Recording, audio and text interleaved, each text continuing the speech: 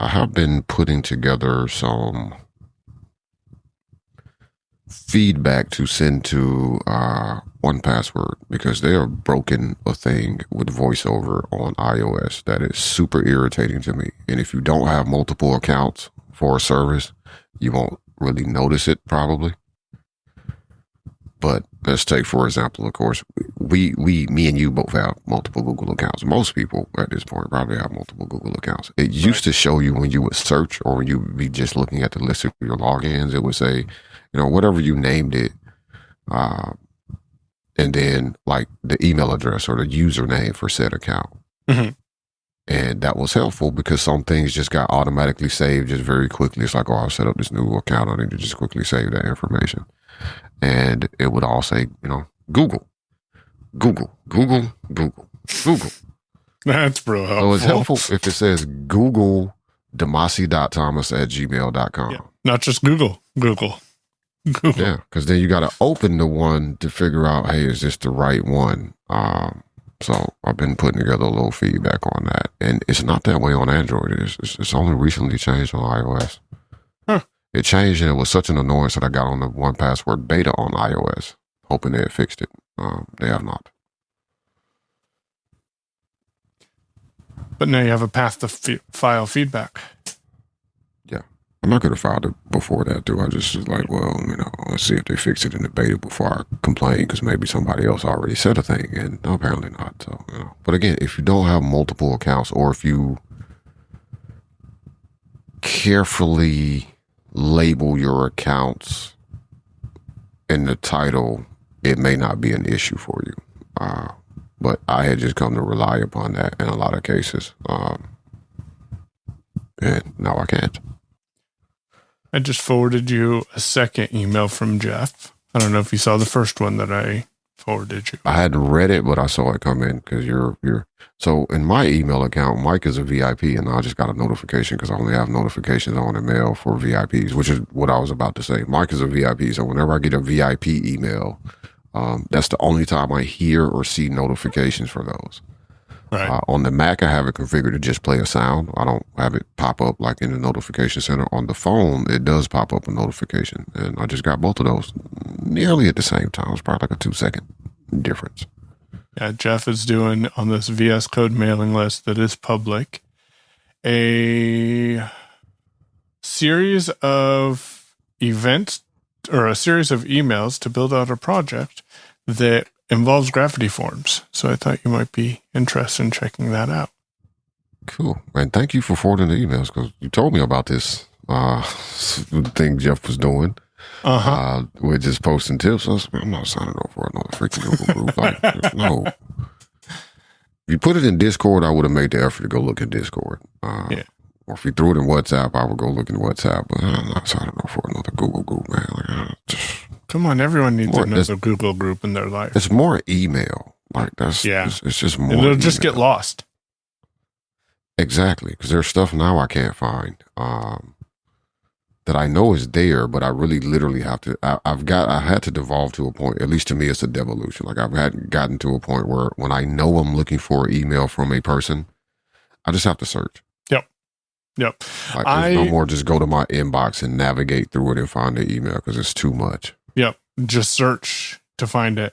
I have gotten to the point. Remember there for a little while, I would just do a select all and delete. Yep. I have learned that if you select all and delete, at least on Mac Mail, sometimes it actually deletes the email, which is not what I intend on doing. You want to archive. Yeah. So I can search that email later. Well, like there's patches of this year that are just gone. Like, just gone. Yeah. Can't find anything from them.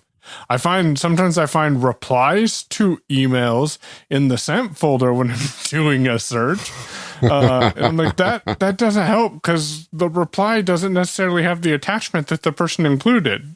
So that's fun. So what I discovered, which is something I knew was a thing, but I don't know why I never did it. Mallory's probably told me about this a time or two because she never deletes email either. I think I said on the show how we had to pay for her personal Gmail account because I thought she knew she wasn't getting any emails, and she's like, I don't know why I'm not getting any emails here. And then come to find out that her email was completely full. So we paid like, what is that, $20 a year? Month. Oh, how much? We paid for a year. Yeah, so it's $1.90. Yeah, that's the $1.99 plan. That is the default when you fill up your Google storage. You just go to the $1.99 a month or $20 a year plan. Yeah. So we paid for that, and her email seems to be working fine. But I have started, as of about a week ago, just doing the select all in mail and then hitting mark red. And now it's not I turned notification badges off on mail a long time ago. That number would get outrageous. But I've done that.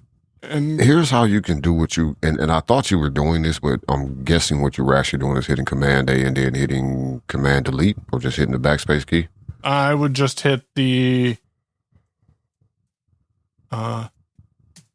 delete key itself.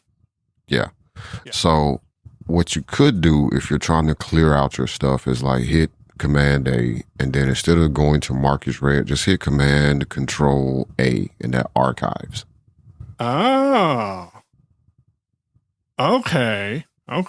Does that archive that on Gmail's website, though? Yes. Or does it only create a local archive? No, it moves it to your archive folder. And by default, Gmail is configured. Like when you add a Google account or really kind of any email account, you may have to check with other email accounts, but with Google for sure, it automatically configures your deleted folder versus your archive folder. Which in Gmail is actually just an all mail folder, but it configures that in the right way so that when you archive things, they're archived on Google as well, because it's IMAP, so it just syncs. Okay. I will play with that. I'm a little hesitant to do it. Just saying. Little hesitant, but. So just highlight a message and hit Command Control A and archive that one message, and then see if you can search for it again. All right. That makes sense. Let's do this Instagram. It says archived. This is what I do with most mail. Like the only stuff I actually may go in, and if is when I take a little time to try to go through, is I'll just go through and delete a bunch of crap. It's just like, random transactional emails. But if I'm trying to dump a bunch of stuff at once, I'll just archive it. Okay, so I'm going to go down here to the bottom, and I'm just going to scroll up quite a ways. I'm going to slowly work on cleaning my inbox up while we record this show. Because really, for the most part, I don't need to keep any of these emails. I mean, I want them in my search. And if they're in my search, then it doesn't really matter to me. But yeah, it's just like clear the inbox so you can actually be productive with that. Like the inbox actually becomes a thing instead of just becoming a pile of archived mail, basically, which is what I have managed to allow to happen is I have a ton of archived mail. Sitting in the inbox because I it's like I got to get through this, and then I'll look for it. And like I said, I've just found myself just searching. Like, I don't know if a person sent me an email. They should have sent an email. Let me search for that person. For example, it is useful to archive mail. Like, I know a lot of people I don't know what a lot of people do. I know a lot of people, honestly, most people seem to intentionally do what I'm trying not to do, which is everything is just in the inbox. That's what Mallory does. And it drove me crazy forever. And she doesn't mark things as red. Do you see the badge count? Like, man, I've seen numbers on people's emails that I'm like,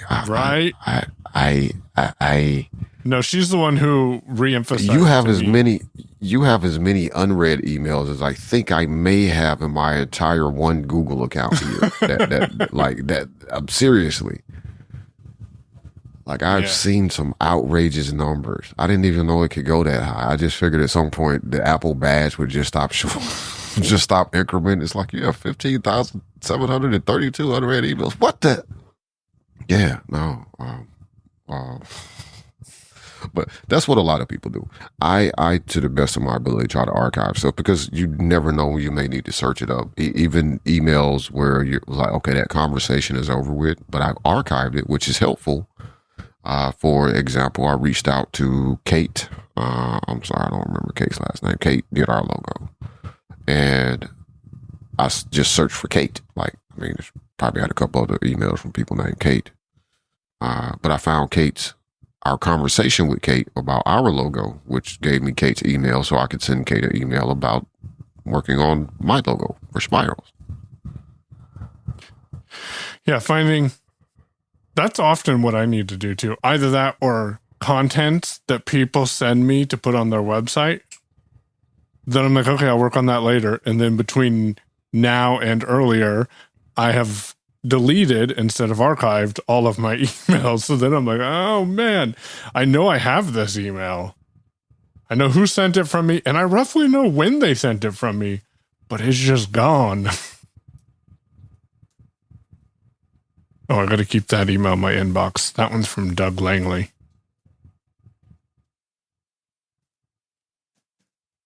Yeah, I think I went to email Doug one day and I had to search for Doug. Like, I had to separate the speed dots Doug from the person Doug. Because that's what came up in my search results was like speed dot. I saw more speed. I saw other emails from Doug. I was like, oh, I forgot Doug sent me an email with a link to that thing right there. I should go and get that before it disappears. Off of Did the it internet. disappear? No, it was still there. Oh. I downloaded it. Now it's somewhere just buried in the mess that is my downloads folder, which is a whole nother issue. And yes, I'm going to use Hazel to fix it. I just got to figure out what am I actually having Hazel fix. Maybe create a folder and move it into a folder by the month that it was downloaded. After it's been sitting there for, 2 weeks. Oh. I don't know. I just archived 813 messages.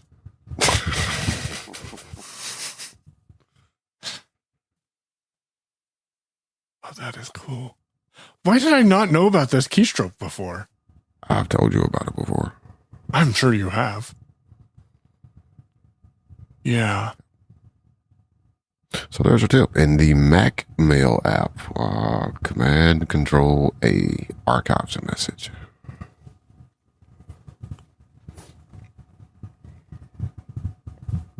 Uh-oh. Now I gotta go for that. All right, let's go. Search. Jeff.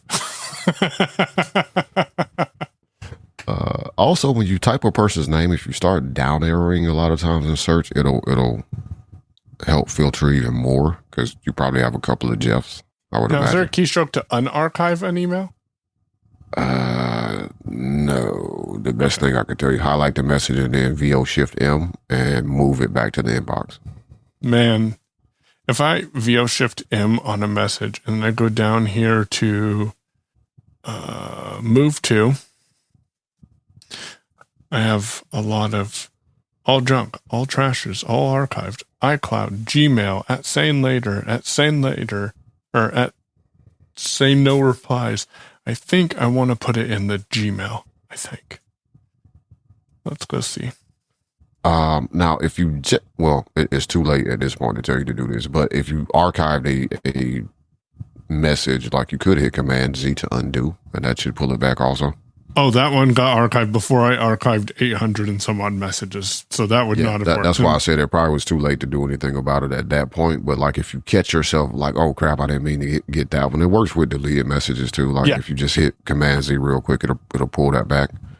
Or to pull back whatever you just did. Basically, it's undoing the last action that you did. Another tip, and I saw this in Todoist recently, and I had forgotten that I was supposed to record this. However, it does explain why I don't have this set up in my mail account in my mail app right now on the Mac, because I said I wasn't going to do it until I recorded. I was going to do it when I recorded the content. Your favorites bar in mail is actually useful. Oh, because you can drag things out of there, and I will do the recording. It probably won't happen until next weekend, but I will do the recording and show people how to move the things that are remove the things that are there that you probably don't want, and how to also drag in specific mailboxes. The useful thing here is twofold. So right now, if you hit Command 1 in mail, that should take you to all mailboxes if you haven't messed with your favorites bar. The rest of it is going to be whatever's in your favorites bar. So let's say I always want to be able to get to my receipts folder in a specific account, I can drag that to the favorites bar and then hit Command 2 or Command 3, wherever it is in that list, to just instantly switch to that mailbox. I think that may also, that should also work. Like if you make a saved search mailbox thing, I forget exactly what they call it, but you know what I'm talking about, a mail, like you can search but then save that. Yeah, you can also drag those up there because they show up as inboxes or mailboxes in that little sidebar. It's useful to basically quickly jump to, say the inbox of a specific account if you drag that inbox for that specific account there, or whatever other mailbox that you may have there. The other thing that is useful, and is actually more how I use the receipts folder for an account when I drag it to the favorites bar, is when I want to move a message to that folder, I hold down Command Control and press that number. Oh, okay. I did not know you could do that one. So that'll take it from whatever folder you're in to whatever favorite folder. Yep, move it to that favorite folder that matches that number. Yeah.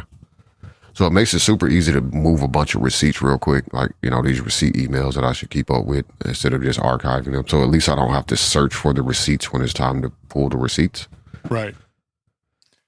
But I will get that content done. I did mention it on the show like a long time ago, and I did put it into Todoist. And then I think shortly thereafter, like I kind of, not right after, but sometime after that is when I had one of my fallings out with Todoist. I never listened to the show, so.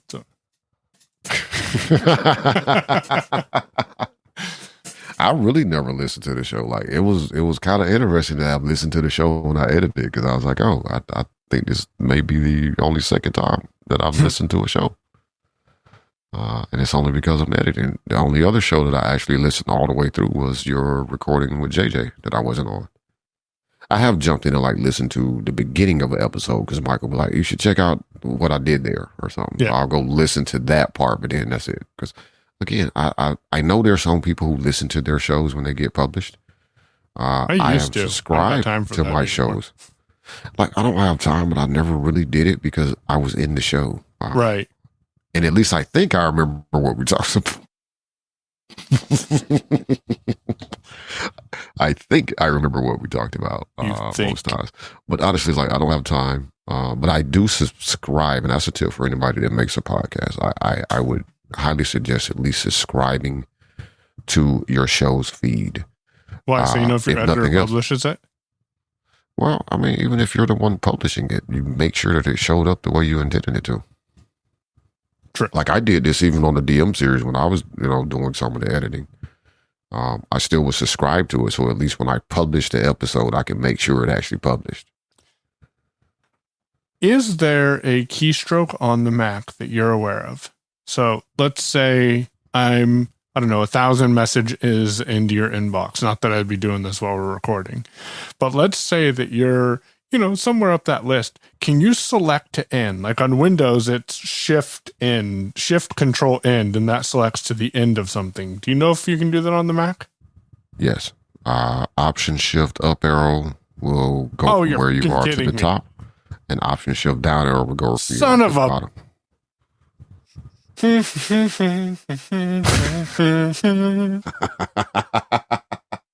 Also, the non-contiguous shortcut that you can use in Finder with VoiceOver, where you highlight a message. Yeah. The only difference is you have to interact with the table. You can't just be at the higher level. But you can VO Shift Enter to select a message and then be able to continue to select messages. I haven't played with this, but my experience, the way I do it is like I'll go in and hit VO Shift Enter on a message, and now that message is selected. And then I continue to hold down the VO keys because I think whenever you let go of VO, it stops, it removes that selection. At least that's been my experience in the past. That may have been fixed, but whatever. But as you go through, you can selectively select messages that are not in direct order if you're trying to do something a little different. Oh my God. That also works in Finder, which is where I actually first learned about that. Okay. How did I not know about that? Where else does that option shift down arrow work? Everywhere? Everywhere? About everywhere you're in the list, yeah. Does it work like when you're doing text selection as well? Yes. Okay. Why do I not know these things? Like, they seem very basic. I don't know. Probably forgot. Legitimately, I think when you have gone back to Windows in the past and you were full-time Windows, like you stopped using the Mac, I think you just forgot the shortcuts. I don't know Some that of that's these I ever know a for sure shortcut you've that I used, but it makes sense coming from a Windows perspective because, well, no, it doesn't. I would think Command Shift down arrow would do that. Yeah. But, that's like awesome. All right, so Michael's mind has been blown on TW127. This show might be a little shorter because we started a little later, and you and I want to do a little something for Tip Jar subscribers. It did not get to, I think we said we were going to do it last week, but it did not. We were. Yeah, but So, we didn't. Why did we not do it last week? Because it was really hot in there. Out. Yeah, it was. It was really hot out here. That's what Yeah. it was. It's not as hot out here today. Good. I also figured out how to position the fan, so apparently it's not blowing into the microphone, but it is providing some kind of relief. Yeah. I love my show. Like, to be legitimate, like, we've joked about this in the past, but I do love getting my show done. Like, the heat out here has been ridiculous at times. I recorded in the closet because it was too hot out here. I've come back out here because I think I just prefer to be out here, and it's actually more comfortable sitting in my chair since that car wreck. Like, geez. But you know, there have been a couple of episodes where I was literally out here. I was soaked by the time we were done. It's like, oh my God, I just got to go in the house and just get some air. Just, you go lay with your naked belly on the kitchen floor because it's like, Just so relaxing, so much more. It's just, I need to be cold. Like, if I had a walk in, like, there have been some days, and I always think about, like, you know, when I buy a house, one thing I want to add to that house would be like a big walk-in freezer. And so on you can just some step days, in there for 10 minutes. yeah, well, I mean, really, I want the walk-in freezer to store a whole bunch of meat because, you know, I know people that hunt. You know, I would like to have more meat in my freezer. I would also like to be able to actually store things like, you know, I don't know, apples. I don't know, whatever farmer people do. I'm sorry, I'm not trying to be rude, but it's just not coming to me at the moment. But, you know, I want to stockpile food is what I'm trying to say. Right. Because I seriously have plans to do a garden. Like, that's something I will begin to work on. For sure. One, because I like vegetables and I like making, well, and I'll make this seasoning. Oh, crap. I got to send you a jar of seasoning. I knew there was something I was supposed to ship. Yeah, I'll send you a couple of jars of seasoning, man. I have some jars for you that I can get off to you. No, I have a jar, I think. It's still funny to me. Every time I get a box from Mike, there's at least one empty jar of seasoning in it. And the first time is what it always makes me chuckle when I see it now, because the first time this happened, I was like, oh, well, he didn't really have to send the jar back to me. It wasn't necessary. They could have kept it. And Tia was like, no, that's probably Mallory, and that's probably her way of saying we're out of seasoning. Yep, usually. So I called Mike and asked him. He was like, yep. I was like, oh, okay. I was like, you could have just said that. I would have shipped you another jar. He's like, yeah, no matter. He's like, yeah, put that in there. I was like, oh, okay. I feel like there's a lot more stuff that I'm supposed to send you. Do you need a Hable? I have a Hable on my desk. No, you have a Hable. Yeah, I got a Hable. Gee. I'll find you some stuff to ship you. Maybe I'll send you some green beans. Do you like green beans? Yeah. Canned green beans? Are they whole? Yes. Okay. Well, yeah.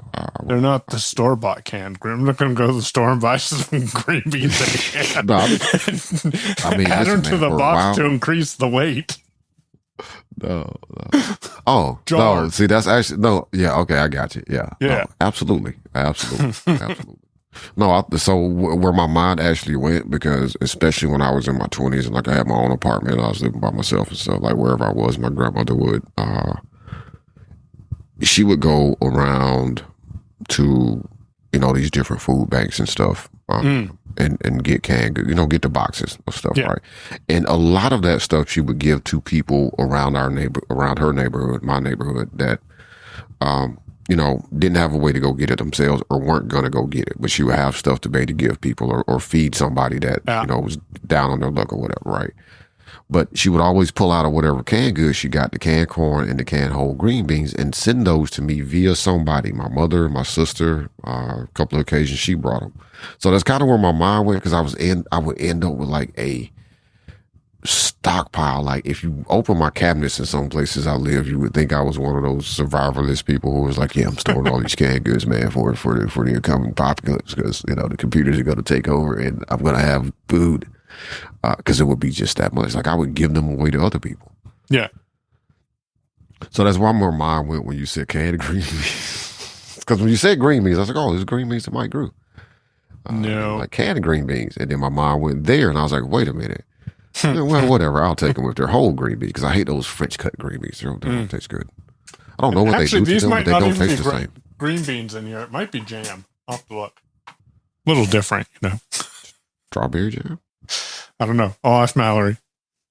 I'll tell you for sure before I ship you a box, because they're heavy. If you're not going to use them, I'm not throwing them in there. Man, shipping stuff is super expensive nowadays. Yeah, it's funny now that in pirate ship, UPS is generally the cheapest way to ship stuff now. Just about everything I have bought labels for recently, like UPS has absolutely been the cheapest. Sometimes it would be cheaper, but now it's consistently the cheapest. Yep. And often it gets there faster too. That's the thing that makes it so weird. It's like you get the UPS stuff a whole lot quicker, but it's now cheaper than the postal service. Usually you would go with the postal service because it was cheaper and it just took longer. Yeah. For anybody that has to do I would say any reasonable amount of shipping. If you're operating a business or you're selling a lot of stuff on eBay or the mailing list or anything like that, it is definitely worth getting pirate ship. Getting a pirate ship account. eBay anymore. It's free. And shout out to Doug I don't know why I'm shouting out to Doug. He don't listen to my show, but Doug is the one who told us about it. So another thing from Doug that we probably have mentioned before. What have you been doing on eBay? I actually need to get on eBay and sell some stuff. Man, I went on eBay and started looking Ubiquity stuff up.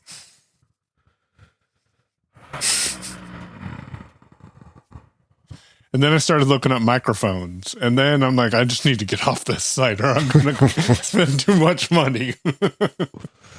Although I will tell you, some of the Shure wireless mic setups that they're like $700-800 on Sweetwater for open box on eBay. I'm looking at $150-200. I'm like, maybe I should just pull the trigger on one of these. Is that the actual sale price, or is that a bid? It's the actual sale price, like an auction. Yeah, I probably would jump on that. Yeah, there's a few of them around that price range. That is where I got my Dream Machine SE, was an open box on eBay. So I did not buy that. I saved nearly $150 by the time I paid the tax. It wasn't quite $150, but it was about close to $150 off of retail from buying it brand new from Ubiquity. And tip for people, Mike knows this, I'm pretty sure, but tip for people listening, because I, over the years, have heard people say, like, I would tell them, oh, just go check this on eBay. And they're like, oh, no, I don't want to do eBay. It's scammy, yada, yada, yada. So here's the tip, though. First off, if you're looking for something on eBay and you find the thing, like, and this is what I did with this Ubiquity. I've done it with everything else, too, but this is what I did with this Ubiquity thing. It's like, man, that's pretty cheap. And, like, I made an offer that was actually lower than what they were asking for, and the guy took it. But before I even did that, one, I read the description to make sure it didn't say for parts only, because sometimes I do that. And the other thing I did is I looked at the seller's rating on eBay. And anything in the high 90s with more than, one, have they been selling on eBay for a reasonable amount of time? Yep. And by reasonable, I mean, like, they didn't just create this account today, right? Like, they have to have, because to be fair, at some point, I was brand new to selling on eBay. So you got to give people a little bit of a chance. But if you're selling stuff, what always is a good sign for me is that they've been selling consistently on eBay for a while. They have a pretty good high rating. I love when I see like the 98s or whatever, because there's always going to be people who are like, screw that person. Yeah. if they've sold a lot and they have 100% rating, I kind of question that one a little bit myself. Usually, that might just be me. I'll dig a little deeper at that point. Yeah. But the thing I look for in those instances, and I look at it in general, but I really look really hard at their account at that point. Like, how long has this account been active? And another thing to look for is the thing you're buying from them or that you're wanting to buy from them something that they're generally selling? Now, for an account like mine, you're going to see a lot of random stuff, but I also don't sell a ton on eBay. But I don't have any complaints. I've never had a complaint. The one time somebody bought something from me and I don't remember what happened with it, but it didn't work. And like they got their refund and they sent the product back and it was okay. Like no big deal. Yeah. But I don't have any bad ratings. But for someone selling, say, networking gear, well, if they sell a ton of different networking gear, like go look at their store or their overall profile and see what types of things they sell and how long they've been selling them. If you got somebody that's been selling, I can't even think of a good example here. If you got somebody that's been selling like headphones, like, wired headphones for, a few years, and, from my perspective, I can generally guess, they bought these on Alibaba or something, and then, flipping them on eBay, which is perfectly fine. I don't have a problem with that. But all of a sudden you have a Gucci bag that you're selling at a major discount. Like, I'm going to be a little more suspicious about that. Mm-hmm. Mm-hmm. Whereas if you've been selling clothing items on eBay, like I bought a North Face, zip up, hoodie off of eBay because it had a really good price on it. And it was very nice actually. I think it's the first thing of North Face I ever bought. No, it's the second North Face thing I ever got. I got a North Face pullover for a thing, and I was like, oh, this North Face stuff is actually kind of warm and it's very thin and light, so like it's layerable if I need it to be. But at any rate, saw this person was selling, a North Face thing. I went searching for North Face specific. I'm like, their fleece is really nice. I like fleece. But they sell clothing. Like, this is what they do. A lot of their stuff was North Face. They had other brands and stuff, but that's what they've been doing on eBay. So I felt more comfortable. And again, their rating was decent. And I think it was like 97, 98% or something like that. They've been on eBay for years. So I was like, okay, I'm perfectly comfortable purchasing this from you. Because I'm probably going to get a North Face item and not a knockoff. So it takes a little extra work, but at this point with a lot of things on Amazon, sometimes you have to kind of do that too. Yeah. Ooh. I like when ChatGPT comes back and says, you can't do this, but if you use a keyboard Maestro.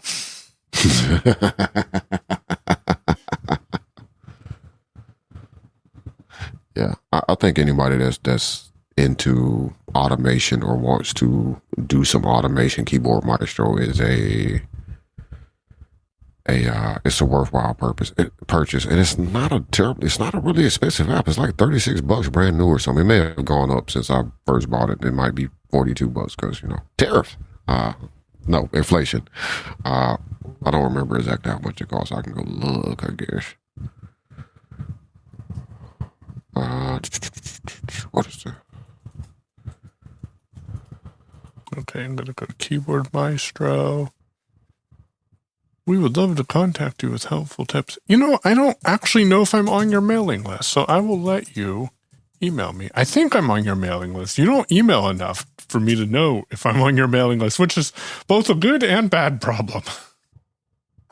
Oh, no, it's still $36. For Keyboard Maestro? Yeah, brand new, like a brand new license. If you never owned it, it's still $36, and that's what it was when I bought it.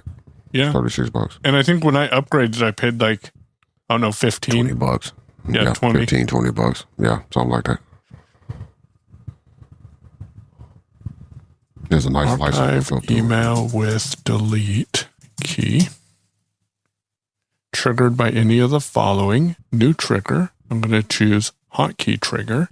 Oh, wait, don't do what you're about to do. Don't do it that way. Why? You're trying to fix it so that if you hit the delete key, it'll archive your email instead of deleting it. How'd you know? When will I guess I don't need that. Well, no, you can do that. I'm just saying, like, don't do it the way you're about to do it. It's unnecessary. Oh. I'm going to tell you how to fix that. Hold on one sec. Okay, I'm in my accounts. Okay, iCloud. We'll use the iCloud account because I don't get any email there anyway. So go to preferences. You want to go to the accounts tab and mail preferences. Select the account that you. Now the only problem is, well, that may be a reason to do it the way you were about to do it, because this is going to do it on an account by account basis. Okay, that's reasonable. But you want to, once you selected the account, you got account info. That's kind of where it gives you login, all that stuff. You want to hit mailbox behaviors tab. Oh. And then you have options here. So my drafts mailbox for iCloud is drafts. Makes sense. Sent mailbox is sent messages, right? You can change these or pop-ups, so you can switch it to be something else. Junk mailbox is junk. Okay, trash mailbox. What you want to do is change your trash mailbox to archived. Your archive. Yeah. And that way the behavior that you're basically changing is you can still hit the delete key because that's what you're used to doing, but it will now go to your archive folder. You can also do a similar thing on iOS. That is an account that's I thought about this as I was going through it. That might be a reason to do automation with Keyboard Maestro, because Keyboard Maestro would just handle that, I guess. With this, you're going to have to do it. You're going to have to do it on an account by account basis. And iCloud's broken. You can't do that. Did iCloud not let you do it? I actually didn't try to change it. Yeah, if you go to trash mailbox, if you pop that down under iCloud, I only have iCloud and deleted messages, which is checked. If I go over to archive mailbox and I pop that down, I have iCloud and archived. Oh, it doesn't let you change it in iCloud. Huh? Yeah, it only gives you specific options in iCloud. Okay, let me try a different account. Okay, there's a Google account.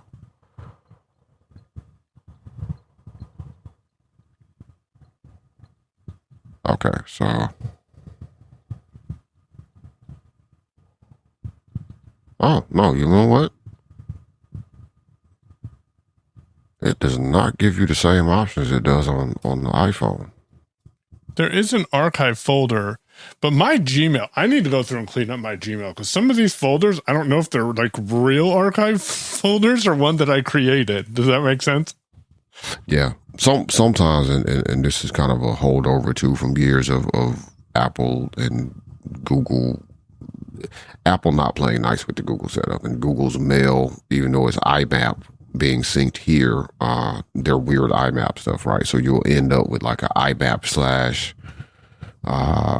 trash or IMAP / drafts folder, which is because Google, under the hood, Google really isn't using IMAP. They support IMAP, but then it makes weird stuff happen in your account. And the reason I thought you could do this, because I do that on the iPhone. I'll go in and set my archive folder to be just the Google archive or all mail folder. I can't remember which one it is, versus the IMAP / archive or whatever crap, right? Because I just want you to move the message where it's supposed to be. Because right now, if I go to some of my Google accounts, I can look in the all mail folder, and there's messages, but there's some like, several thousands of emails in some weird IMAP / archive or something folder, right? And like, that means generally I have to just search across the entire account. So I'm back to my Keyboard Maestro to see if I can figure out. So actually, you probably do need to use Keyboard Maestro, because it's not showing the options that it does on like the iPhone. You can seriously screw up your mailbox mapping. To a very strange degree. Like, your inbox could become your sent folder if you really made the effort, I think. It's not giving all those options. It seems to limit you to what mailboxes it thinks you should use in the Mac Mail app. Also, you could. Have you thought of going back to, or have you looked at MimeStream recently? No, I have not. Have you? Not recently, though. I've actually found myself with a couple of accounts because, like, I don't have my actual Gmail at gmail.com account synced to the computer. I'll just go to the web for that, though, because I have found navigating on the web in Chrome, especially, although it kind of works in Safari sometimes and sometimes not. But Chrome is decent. And I started doing that because I noticed JJ checks his mail seemingly from the browser. It doesn't use a mail app. At least that's kind of maybe he just goes there to search, which is what I used to do. Like, I used to always go to gmail.com and sign in and then search an account from there because mail search used to be really bad. Sometimes I still have to do that. But I've started checking my at gmail.com account just in the web if I'm on the computer. Now, I do have it connected to the Gmail app on the iPhone, but and on the Android phone, but on the Mac, I don't sync that account because that account isn't super important. The only reason it's vaguely important to me is because of this one list that I'm on, and I'm terrified to try to move that list connection to a different email address. But everything else in there is trash. And somebody sold my email address to some online dating service, which is very disturbing to me. I'm really disturbed. I've been trying to use Google's automation thing to, like, Gemini to kind of like unsubscribe me and also delete all that crap. And like, it keeps showing up, and it's like, I don't know what's going on. I don't know how you got this. But yeah, I'm really not happy. Also, I'm on some Colgate list for some reason. I don't know why Colgate is emailing me, but I'm getting email from the toothpaste people. So, Keyboard Maestro chat. See, I don't know what we were going to talk about today, but we've come up with 46 minutes of content so far. In Keyboard Maestro, I don't know if you knew how to do this. I did not, but ChatGPT helped me. I don't always want my delete key to press Control-Command-A to archive things because sometimes I need my delete key, like, I don't know, when editing text or other things. So if you go in and you set up a macro group, you can say only use these macros that are in this macro group when this app is open. Okay. Now, here's the only concern I have about that. As I'm thinking this through. Yeah, I didn't know you could do that. I'll limit stuff to a specific app. That's also how you can make custom shortcuts that only work in a specific app.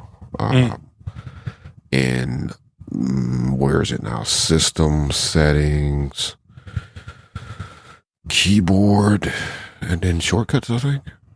You can make a system-wide shortcut that can trigger things, or you can make it only work in an app. Here's the thing, right? And you should maybe test this once you finish making this macro, because my thought is it's only going to work in the mail app. Otherwise, your delete key will work as expected. But what happens when you need to delete something in the message that you're typing in mail? Ooh. There is a way to fix that, actually. Hold on. I'm going to search for type, because there are a lot of actions in here. Actions. And I want to type a keystroke. And I think I inserted that. Close actions.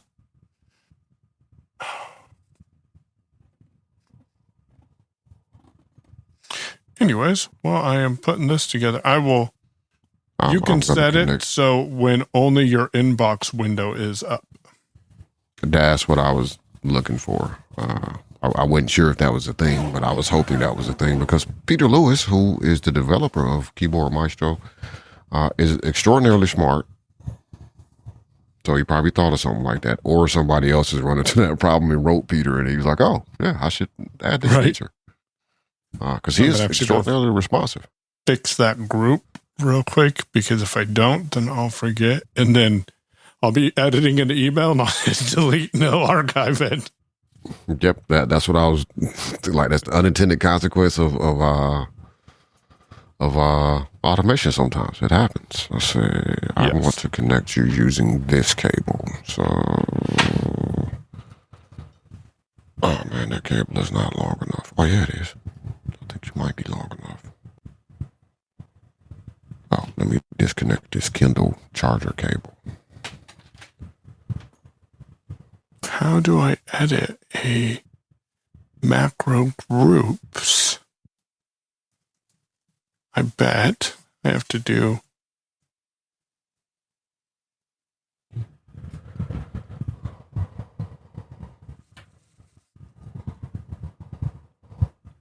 I wonder if I have to delete the whole group before I can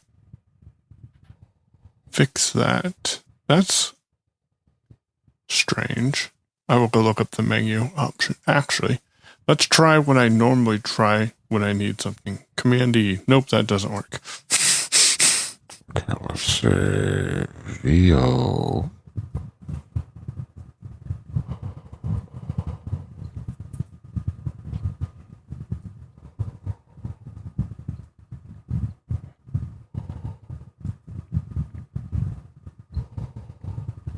So I'm just going to make a new macro group for now. So this does not connect to the Mac over USB. That's interesting.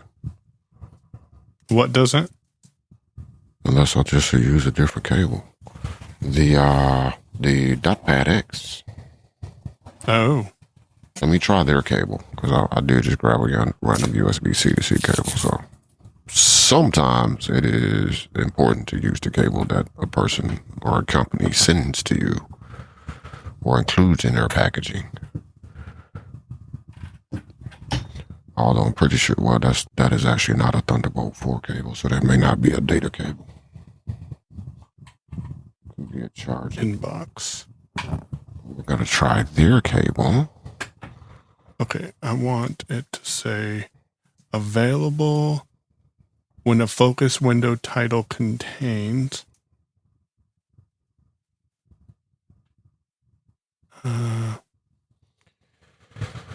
Nope. Contains. And I want inbox. And it's always activated. Do not display in menu bar. All right, now we're going to create a new macro. And then I'm going to call this archive with delete. And then triggered by any of the following. And we're going to hit new trigger. Hotkey trigger. There's a type button, so I'm going to press VO space on that. Then I'm going to tap delete. Now if I press VO left arrow, it says this hotkey and VO right arrow, forward delete, is pressed. Now this is pretty cool. You can actually do is long pressed, is down, is released, is tapped once, all the way through, is tapped 4 times. I'm going to do is pressed. That's pretty cool though, because that can be pretty powerful. New action. I'm going to go to the search and I'm going to type in type key and then type a keystroke. And I tapped enter on type to keystroke. No. Simulate keystroke. And I'm going to hit VO space, Control Command A. There we go. Okay, what's this menu button give you? Oh, you can adjust modifiers if you want to add a modifier to that. Okay. Now, I'm going to go delete mail action.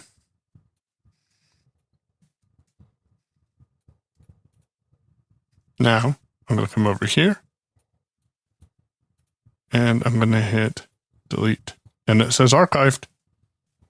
Now, wait a minute. Did it do it though? Now I'm going to write Demasi.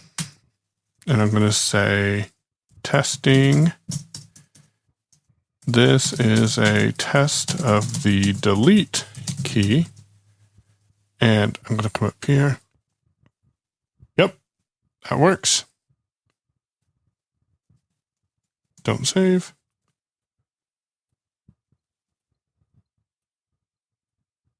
Archived. Oh, this is cool. Ah, okay. So All right. I better now go. I'm going to go over to iCloud. I'm going to do Command A. Wait a minute. Yep. Command A. 3,498 items selected and delete. Good grief. Archived. Empty table. All right. And now mail is frozen for a second. Well, yeah, that happens. That happens when you archive that many messages on iCloud. I don't think iCloud's prepared for that. It is fixed. Okay. We'll wrap up talking about Apple. Well, quick update. I'm actually working and having fun working on this website for Technically Working. So that should be up sooner rather than later. I'm trying to build in some stuff so I don't have to try to retroactively add it. Which is one topic was just VS Code insiders. Yeah. And no, Michael, even though Michael tried to say, remember Ira? I was like, no, it wasn't an Ira situation, dude. I just had to learn how to use VS Code. I've gotten comfortable with it. I am using Claude Sonnet 4. Okay. At the moment, I haven't switched over and tried anything else yet.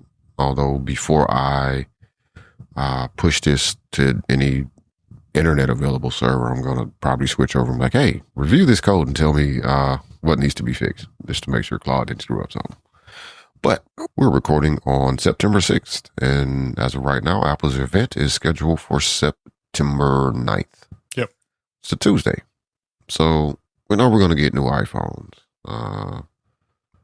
Probably updates to the Apple Watch, new Apple Watches. But is there anything that you're thinking that you would like to see, or are you even excited about this event? Like, are you going to make an effort to watch it live or what? I am going to make an effort to watch it live because I'm going to be on Double Tap's coverage on Wednesday. But there's nothing really that I am like, oh my goodness, I can't wait for that to come out. However, I am excited for new phones because longtime listeners know that I'm on a 14 Pro Max. They also know that Mallory's going to get a new phone, which means I'm going to get her phone, which means I'll finally, A, have USB-C support so I can get off of Lightning, and B, have Apple Intelligence, which I have not played with at all on a mobile device. I've played with it on the Mac a little bit and find it to be a clunky experience, and I'm hopeful that the mobile experience is at least partially better. I don't think I actually use any Apple Intelligence features deliberately. 26, and I haven't spent a whole lot. I spent time with 26, but not a whole lot of time with 26 on the iPhone. I haven't used it at all on the Mac. But from the WWDC presentation, I feel like they started down a path this year that they should have chosen last year, which is we're going to build in some smart features that are going to help accomplish some tasks on your phone. And they're just there. Like, it's not this big, huge, you can, run your entire life through Siri just by asking her questions, because that is very ambitious. And I think you should have not a prototype when you go to WWDC. And it's always been my expectation for years that there are certain features that Apple has actually, they're done. They can maybe use some refinements, which is part of what the beta period is supposed to be for. But it's an actually completed working feature. And I think them trying to integrate things in a way that are just more naturally Apple versus trying to come out and make this big, huge, explosive thing, which they tripped over, right? Because they weren't able to create it. I'm going to go with their public statement that, it didn't exist. It just didn't work as well as we wanted it to. Right. Consistently. So, I think what they outlined this year at WWDC makes a lot more sense for Apple to be where they are. I don't think anybody is clamoring for what they were trying to offer last year. Like, I don't feel like they had to.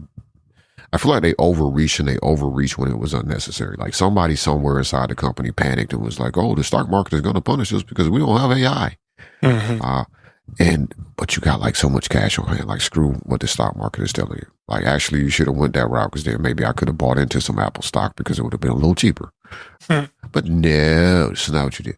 Anyway, point being, though, like I feel like they really overreached because there was a perception that Apple is behind in AI, but Apple is considered to be behind in a lot of places. I mean, just go back to Maps when they launched their Maps. It really sucked. Like, it wasn't just, people thought it sucked or it was inferior to Google Maps. It really was terrible. It was absolutely terrible. Where at this point now, I use Apple Maps to the point that, like, I realized some features in Google Maps when I was on the Pixel and had to go open up the Maps app. And I was like, oh, that's kind of cool. That's a cool feature, but I really haven't not installed Google Maps on my iPhone in years. I've been perfectly satisfied with with Apple Maps.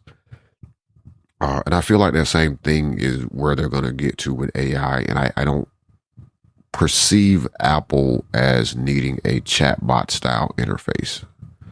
I don't think that fixed their product model for me. What do you think about their acquisition of a company? I think if it were a smaller company, I think let's go acquire or let's look into acquiring like Perplexity or Anthropic or Mistral. Like I don't think that works because you have one of different cultures that are going to clash, and how do you accomplish anything? Yeah. Perplexity never made sense to me simply because they may have their own model now, but Perplexity's claim to fame when they launched it, what a lot of people liked about them is they were kind of like the search. Like, we're going to search and we'll use whatever model. You can switch models or whatever. You can do auto or you can pick a specific model. If you were a paying user, which I was for a little while, you could pick very specific models. Like, I want to use GPT-4. Or I want to use, Sonnet 3.7 or whatever.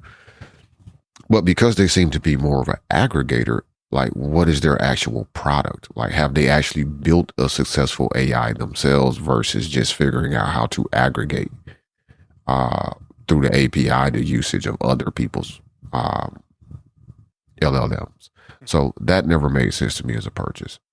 You get sort of into a sticky situation with Anthropic, which I think some of Anthropic's overall like company goals or like they're focused on more privacy and things like that, which that has just recently changed. Now you have to, I don't know if it's opt in or opt out, but now there's options for them to train on your data, which that never was a thing that they even did. So there's not even a box that you had to uncheck like you do with OpenAI if you don't want them to train on your data. But I think some of the privacy focus and the quality focus, at least from a product standpoint for Anthropic, does more align with Apple. However, Amazon's a pretty heavy investor in Anthropic. Maybe not as much as Microsoft has been into OpenAI, but Amazon's still a pretty heavy investor in Anthropic. So that gets sticky. Like, how are you going to buy that when Amazon, basically kind of, at least in my perspective, without having done a lot of research about it, did something very similar to what Microsoft did, which is, we're going to help you. We're going to help support you financially to build this product, and we're going to have access to things before people do, or you're going to use it, AWS versus, using Azure or Google Cloud for building your stuff. And at the same time, we're not directly involved in the operations of the company, so we can be a little bit more hands-off, which is essentially what Satya Nadella did with Microsoft going to OpenAI when they lost. When Elon left the company, like that drained a significant amount of potential money from them. And Satya Nadella, in my opinion, just really was just kind of not in I don't mean this in a negative way, but he really took advantage of the fact to be like, okay, we're going to give you cloud. We're going to, finance you. We want this much percentage of the company to be ours, and we're going to tie your hands up and say you can't do X, Y, and Z without running it past us. And now we see OpenAI is trying to get out from under that, so they definitely couldn't buy OpenAI because I don't think Microsoft would let that go that way. And then you get to Mistral, and I don't know. I feel like it would be a bad move for Apple or any company the size of Apple to buy a EU-based company right now at all, with all the other stuff that you got going on with the EU. I could see that possibly not even passing regulatory requirements in the EU, because to them you're taking, and then it's a French company, so like you're really gonna piss them off. You're yanking one of their homegrown companies off the open market. I didn't see that happening either. But I also just think it generally is a bad idea for them to buy a company that is established like that. Buying into a smaller company that is working on building models could be a strategy that they could approach. Many people are saying, I've heard, reports from Mark Gurman mostly that, people are leaving Apple because they're upset because Apple is even exploring the idea of buying another company or bringing in another team. And I don't, with that perception, now some of it is just money, like, it's money, or it's a combination of more money than Apple is willing to pay a person, and the exposure, right? Because a lot of these people are scientifically focused in a way, right? Scientists want to publish. They don't want to keep their stuff behind the wall and not tell people this amazing stuff they're working on or these discoveries they've made. Like, that's a part of their ethos. That's always been hard for Apple to keep those types of people, I think, because of the level of secrecy that they tend to operate under. But I have a question, So Apple has been losing talent, according to Mark Gurman and other reports, that people are leaving to go work for, in a lot of cases, Meta, because Zuckerberg's been throwing around a lot of money, or throwing a lot of money at people to come work for him. Some of that, I think, is just prestige. It's not necessarily chasing the money. And it's more openness, to more of an ability to talk about what you're working on, which is not something that Apple is known for allowing people to do. Some of those people have also gone to OpenAI over the past couple of years. But my question is, like, they lost a guy that was the head of their, AI research team or something. I don't remember his exact position title, right? But for however long that person has been working there, up to this current point right now, you don't really have a significant stake with anything that is AI or artificial intelligence capable, right? Like, what has this person created for you? So is it really a loss? Considering, and I'm not just basing that off the fact they didn't produce the product that they touted that they were going to release last year at WWDC in 2024. It's just in general, like, where is Apple's AI story at? And it's all very basic stuff that they have released to this point, and they still don't seem to, even coming into this year's WWDC, didn't really seem to have a strong idea of where they were going with it, right? They've added some features, but they really don't have that product. Like, there's not an AI product from Apple at this point. So does losing these people really cost you anything? Because what did they do? I don't know. I think it could cost you, depending on what they know. Because what did they do is different than what they know about what could be coming.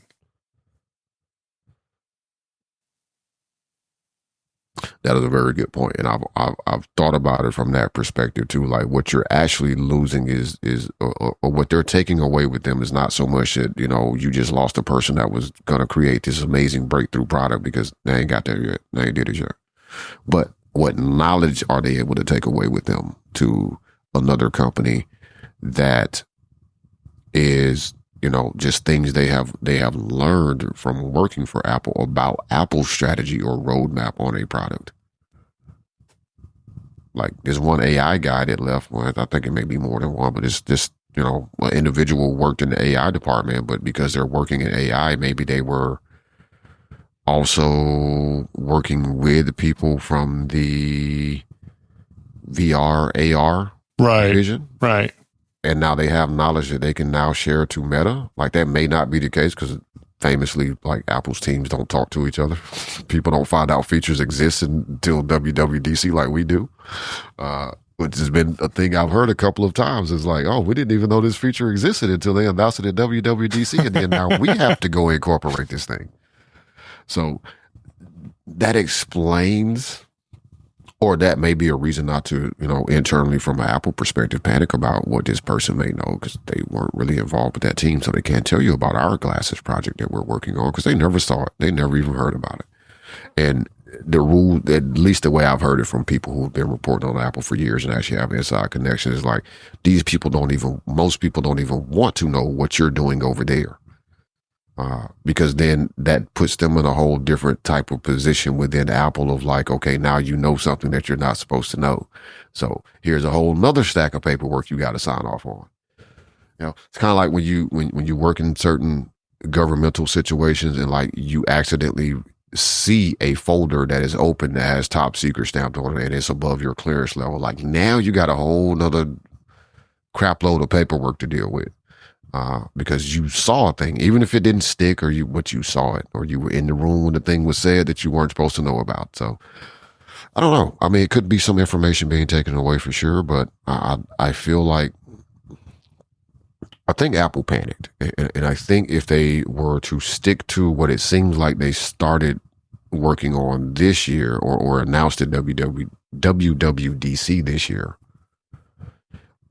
they'll end up with a product that is better, or a suite of features that they're adding to their operating systems, which to me still is kind of the main way that they need to work on. The only other thing they need to fix is Siri, but Siri's been needed fixing for more than 10 years. So good luck with that. There's a rumor that they're building a new thing that they're going to release in iOS 26.4, I think Gurman said, which will be around March-ish next year. And it's going to be a new improved series. It's going to be broken up into components. There's going to be I'm not going to get the names right, and I'm not going to go even try to find the Bloomberg article because I don't pay for Bloomberg, so I wouldn't be able to read it anyway. But let's say there's going to be an initial module that takes your input that you give it and figures out what to do with it. Like, how am I handling this? Is this something that I need to, like, is this an image creation thing, or is this a text prompt or whatever, right? And then the next step is going to be the search part, and that's going to either search your data locally, depending on what your query was, or it's going to be routed to the private cloud to search the wider, internet or something like that. And then the final piece is going to be the summarization, which comes back with your answer from what you gave it. And those are 3 distinct modules. And one rumor is they're working on all of this internally using their models. But there's also a rumor that they've been in talks with Google to license Gemini to run on their own private cloud servers, not running Google's cloud, but run on Apple's own cloud servers. And they would use that for the summarization part. I could also potentially see them using it elsewhere, or using those that model elsewhere, but they're looking at licensing from Google and running on their own servers instead of it going directly to Google, which means Google's not getting into that data, which kind of sticks to Apple's ethos. That's always been my concern with them with some people's solution of like, they should just partner with this company and do this thing this way. And it's like, yeah, but then you start getting into a weird situation where my data isn't as private as it once was if you're looking at stuff on my device. Right. The situation with OpenAI at this point, OpenAI doesn't have access to stuff locally if I'm using Siri to, talk to OpenAI or talk to ChatGPT. So that doesn't create that situation. It's very similar to what Siri has been doing for years, which is, in the background for a long time, it was just using Bing to search stuff, which was always weird to me too.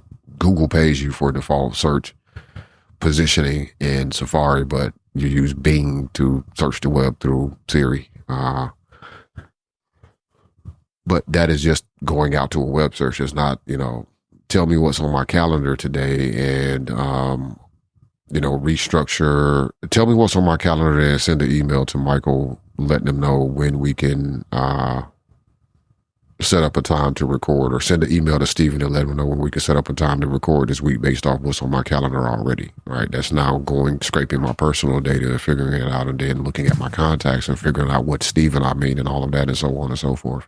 But I'll tell you what, that would be nice when it comes to time differences and everything. It's going to be nice if they ever get that, right? It'll be great if they get there, right? And I don't even really feel like at this point, though, that Google is quite there on Android. So, like, it's a long slog. And I think, again, I said it before in previous episodes, different episodes, but they panicked. Like, all that stuff they did last year is not something that they shouldn't be aiming for, but I think trying to announce it last year was way too early, and they did it more out of allowing the market to force them into making a move instead of doing what Apple has been known for doing, which is, we're not going to say anything about a thing until we're ready, and We don't really care that much, or at least we appear not to care that much what people say about us being behind or lagging or whatever in these areas. What if they could have announced it and said it's available when iOS 28 releases and it actually works? That would be, I think, more impactful than here's something coming soon. We don't know when yet. We're not going to tell you we don't know when yet, but we don't know when yet. Yeah, because we don't even have it reliably working internally at this point. Nope. Yeah, so, like that to me is being allowing market forces to force you into a move when, again, they're not in the position that some companies are in where they really live and die by their stock market price. They got so much cash sitting there, like literally so much actual physical cash on hand, that they can take a hit in the stock market in the price of their stock, because it's going to go back up. Like, regardless of what, even if you take a hit last summer when the iPhones come out, you're going to see a boost. Yep. Happens every year. You release a new MacBook, you're going to see a boost. So like, I just feel like it was, and again, I said this in one episode where we were talking about this, like it really kind of is starting to concern me with Apple, because there's so much slippage in ways that they have never slipped before. There's so much that seems to be driven by external factors when Apple's never been a company to be driven by that sort of stuff. And it makes me concerned about the health of the company itself. As for Tuesday, I'm curious to see what this slim phone, the Air, the iPhone Air, whatever they end up actually calling it, is going to be like. I don't think I want it, but I'm curious to see how they're going to pitch that, where they attempt to position it in their lineup of devices. If I was excited to hear about anything, it's potentially what AirPod Pro 3s may bring, what features they may have. The watch, I'm interested to see what they do with the watch this year, but it seems like they're not really doing a lot majorly hardware-wise. At least that's the rumors. So I don't know what the software is going to be. And I've not been wearing my Apple Watch for a while. Occasionally I will miss it. Most times I don't. So I'm not sure how much I do miss the potential fitness tracking, but that's the main thing. Like, honestly, I would be really happy if Apple were to release just a band that did health tracking, and had the sensors in it that the watch uses for, heart rate and all of this other stuff and your workout stuff. Even if I had to set up the workouts and all of that from the phone before I started the workout, I would be fine with that. I'm not sure how much I care about the Apple Watch at the moment, or anybody's watch for that matter.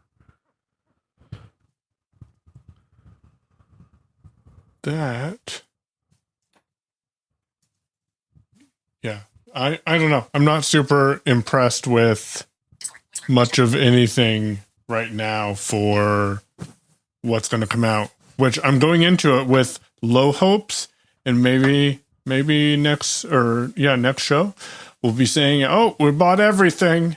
I would like to see what type of health tracking in the AirPods come. Yeah. So. And I'm going into it kind of the same way. Like, I got low expectations, sort of, because most of it seemingly, and just following the pattern from the past few years, from several years now, we kind of know everything they're going to do. The only thing we don't know is how is Apple going to try to sell this thing to me? Yeah. Or how is Apple going to talk about this particular product, and what is this show itself going to be like? Like, how are they going to, announce the new thin, slim phone, right? Because everybody knows it's coming. So, what is there anything that they have not? Is there anything they could surprise me with that is going to be like, oh, that made me buy this thing because I didn't know that? Because I'm honestly not planning on upgrading my phone this year. Yeah. Partially because I want to. Nope, I'm on 15. Oh, I thought you were on 16. Yeah. Nope, 15 Pro Max. So I don't even have the camera control button, which I don't really care about either. But what if they put an M4 processor in the phone and say you can run all Mac apps that support M4 processors on your iPhone now? Then I'll install Parallels and run Windows from my iPhone. Yeah, probably not. They might do that with an iPad Pro at some point, and that would make me, probably make a decidedly stupid move to do that, but I would try that though, for sure. If they would allow me to run macOS on an iPad with a keyboard and, give me all the capabilities essentially of this computer sitting in front of me, yeah, I would absolutely install Parallels and run it on my iPad. And I would use NVDA with the touchscreen mode. See what that's like. There you go. Well, on that note, this has been a little bit longer than we expected. I thought I said we were going to do short today. Yeah, see, that's what happens whenever you say that. Or whenever I say that. I know. Well, thank everybody for listening for sure. If you have thoughts on anything that we've talked about, or questions, or any other type of feedback you would like to share. Buying a new phone after Tuesday. Yeah, reach out. Let us know what you're buying and why you're buying it. Especially if I'm really interested if you're buying a new phone or something like that, and you're on a very recent phone. So let's say a 15 or a 16, right? And you see a reason to upgrade. I would be very curious. But anyway, you can email us feedback@technicallyworking.show. We're on Mastodon. He's Payon, Payown, at dragonscave.space. I am Damasi, Damashe, at technically.social. And you can follow our bot, it's TW at technically.social. And of course, you can always use the hashtag technically working if you just want to, include us in a conversation without doing all that extra typing. That's a very quick way to do it as well, because we both follow that search. We both have that as a saved search in Mona, which is the best Mastodon client you can get. Yes, on iOS or the Mac. Thanks to everybody that listens. Please share the show with a friend or leave us some feedback. Leave us a rating if you want to do that. Special thanks as always to our tip jar supporters. We appreciate the tips and we appreciate your support. As always, this has been episode 127 of Technically Working. We'll see you next week.